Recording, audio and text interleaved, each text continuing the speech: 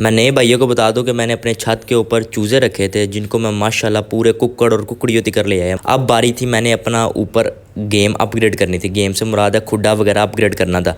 तो मैंने सारा अपना खुड्डे का मुआयना शुआयना लिया। जब मुआयना शुआयना ले लिया तो मैंने कहा यार ये जो टैंकी वाली साइड है ना ये सारी खाली, यहाँ पर ना दुआरे शुआरे खड़ी करके ना तो मामलात क्लियर कर देंगे। मेरा इरादा था सिर्फ ये टैंकी के पीछे पीछे रहेंगे, 2 खुड्डे बन जाएंगे। लेकिन जैसे ही पता काम इंसान शुरू करता है सोचा कुछ होता है, बाकी आगे कुछ काम निकल जाता है।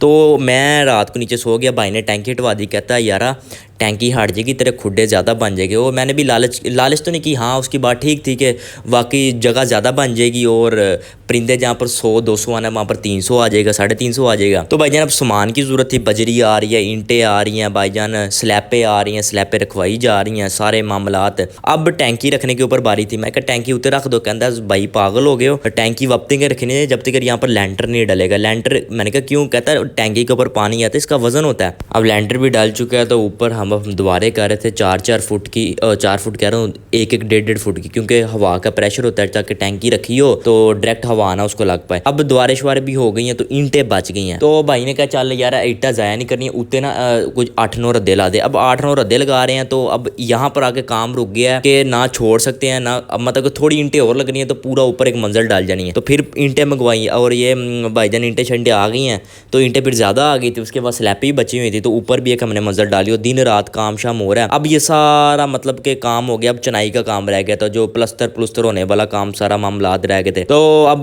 प्लस्तर भी हो गया। जैसे ही प्लस्तर हो गया तो उसके बाद जो मेन काम आया था वो आया था ऊपर प्लम्बर का, क्योंकि टैंकी ऊपर रखवानी थी। अब टैंकी ऊपर रखवानी थी तो हमारे जो मेजरमेंट थे वो थोड़ी सी ख़राब हो गई थी, फिर हमें थोड़ी सी दीवार तोड़नी पड़ी और फिर प्लम्बर का भी सारा काम हो गया, क्लियर हो गया। उसके बाद अब आया लकड़ी वाला। अब क्योंकि लकड़ी का आखिर में काम रह जाता है तो लकड़ी का भी काम हो रहा है भाईजान। धड़ाधड़ लकड़ी आ रही है जा रही है, दरवाजे के मायने शाने लिए जा रहे हैं और माशाल्लाह मेहनत के बाद मेहनत रंग ले आती है ये 2 हफ्ते के अंदर अंदर। यहाँ से यहाँ पर आने का जो टोटल खर्चा हुआ ना, मैं ये ब्रीकी में नहीं जाता, वो तकरीबन अल्लाह आपका भला करे 1,35,000 के पास हुआ है, सारा छोटा मोटा बड़ा ये। और जो मेरी जर्नी है यहाँ से वहाँ पर जाने की चूज़ों की, वो इंशाल्लाह मैं साथ साथ बताता रहूँ। 2 चीज़ों का ध्यान रखना भैया कि पानी खुड्डे के अंदर खड़ा ना हो, जितनी मर्जी बारिश तूफान आए आपको टेंशन ना हो। दूसरा वेदर कंट्रोल कर सको। अब जब चाहो कमरा हवादार कर दो इनका, जब चाहो इनकी हवा रोक लो सर्दियों में।